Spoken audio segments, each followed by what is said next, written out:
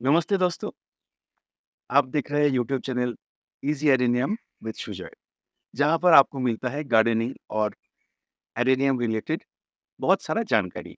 अगर आप नए हैं तो ज़रूर सब्सक्राइब करें और नीचे आने वाले तीन बटन को ज़रूर दबा दें ताकि जो मैं वीडियो अपलोड करूँ आपसे वो छूट ना जाए। आज बात करेंगे गार्डनिंग के एकदम बेसिक पर, एनपीके। ये एनपीके क्या है, कहाँ से आता है और इसका फंक्शन क्या है प्लांट पर। एन अर्थात नाइट्रोजन। ये जो प्लांट का ग्रीन पार्ट बनता है ये नाइट्रोजन से बनता है। इसका ब्रांचेस, इसका लीफ सब नाइट्रोजन से ही बनता है। नाइट्रोजन का नेचुरल रिसोर्स क्या है? पौधों को नाइट्रोजन कहाँ से मिलता है? ये हमारे जो एटमॉस्फेयर है यहाँ पर सबसे ज़्यादा नाइट्रोजन है।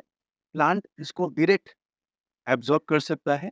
इसके अलावा आप कहाँ-कहाँ से नाइट्रोजन इसको अ, दे सकते हैं? इसका जो नेचुरल रिसोर्स है वो है बादाम खली, सरसों खली, ऑन्ड मिल और लेदर मिल। ये जो सब है, इससे भी इस आगे भी इससे ज़्यादा भी है, लेकिन जो आसानी से मिलता है, मैं उसी का मेंशन किया यहाँ पर। और इसका जो इनऑर्गेनिक रिसोर्स है, वो है यूरिया।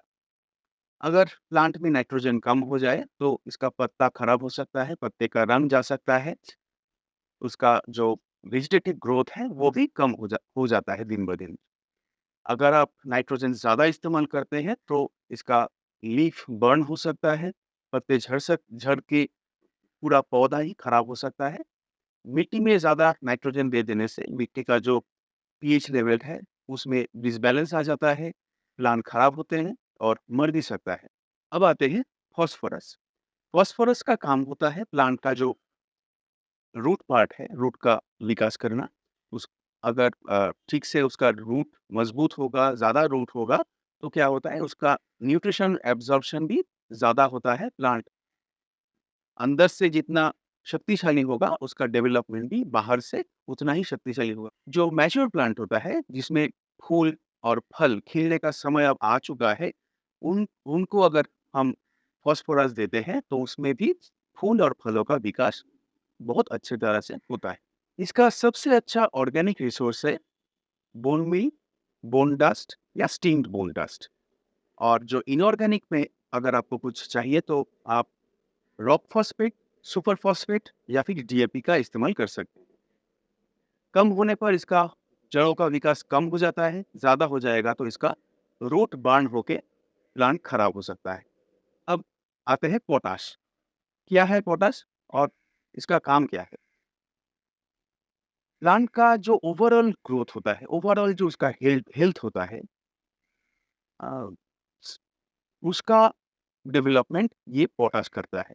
इसका इम्यूनिटी सिस्टम, इंटरनल सिस्टम और इसका जो डिसीज़न लेने का जो क्षमता, मैं आसानी से समझाने की कोशिश कर रहा हूँ कि मान लीजिए हमारे जो मेंटल डेवलपमेंट होता है शरीर के साथ-साथ हम हमारा जो मस्तिष्क का विकास होता है, ऐसा ही इसका भी एक इंटरनल जो सिस्टम है, इसको ये डेवलप करने में सहायता करता है। एक मिसकॉन्सेप्शन है कि पोटाश से फूल आता है, फल आता है, ऐसा नहीं है। आप विकिपीडिया या फिर इंटरनेट में जाके ये सर्च कर सकते हैं। मैं भी शुरुआती दौर में मैं भी बहुत कन्फ्यूज़्ड था। लेकिन आप ये मैं अभी ये एकदम 100% मैं मेरा मुझ में कोई कन्फ्यूज़न नहीं है। आप भी ये चेक करके देख सकते हैं। इसका जो ऑर्गेनिक रिसोर्स है, वो है केले का छिलका।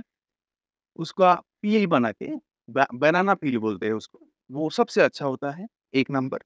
2 नंबर होता है जो लकड़ी होता है, उसको जलाने के बाद उसका जो ऐश, वुड ऐश, उसको वुड ऐश कहते हैं। वुड ऐश से भी आप इसका रिच एक सोर्स है पोटाश का। और इनऑर्गेनिक में MOP, muriate of potash, SOP, sulphate of potash, ये सबसे ज़्यादा चलता है। पोटाश थोड़ा-सा ज़्यादा होने पर प्लांट उसको ज़्यादा रिएक्ट नहीं करता है, लेकिन इतना भी मत ज़्यादा दे दीजिए एक्सपेरिमेंट करते-करते कि प्लांट ही शायद खराब हो जाए। लेकिन पोटाश में प्लांट का डेवलपमेंट बहुत अच्छा होता है। पोटाश का और एक इम्पोर्टेंट बात जो मैं कहना भूल गया था, वो है अगर मान लीजिए आपने प्लांट पर बहुत ज़्यादा नाइट्रोजन दे दिया है, ऐसा कुछ दे दिया जिससे प्लांट को बहुत ज़्यादा नाइट्रोजन मिल सकता है या उससे उसके कारण प्लांट खराब हो सकता है। तो आप उसमें मिट्टी में अगर आप पोटैश या पोटाश केमिकल पोटाश भी थोड़ा-सा डाल दें, तो ये नाइट्रोजन का जो इफेक्टिवनेस है, उसको थोड़ा-सा कम कर देता है।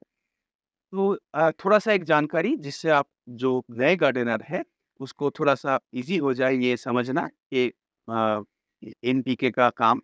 तो इसी के ऊपर मैंने चर्चा किया, अच्छा लगे तो ज़रूर बोलिएगा कमेंट में। धन्यवाद, देखते रहें।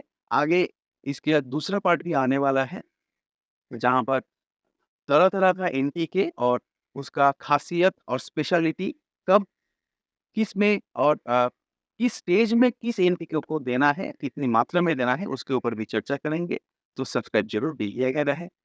मोटिवेशन मिलता है जब आप कमेंट करते हैं। धन्यवाद।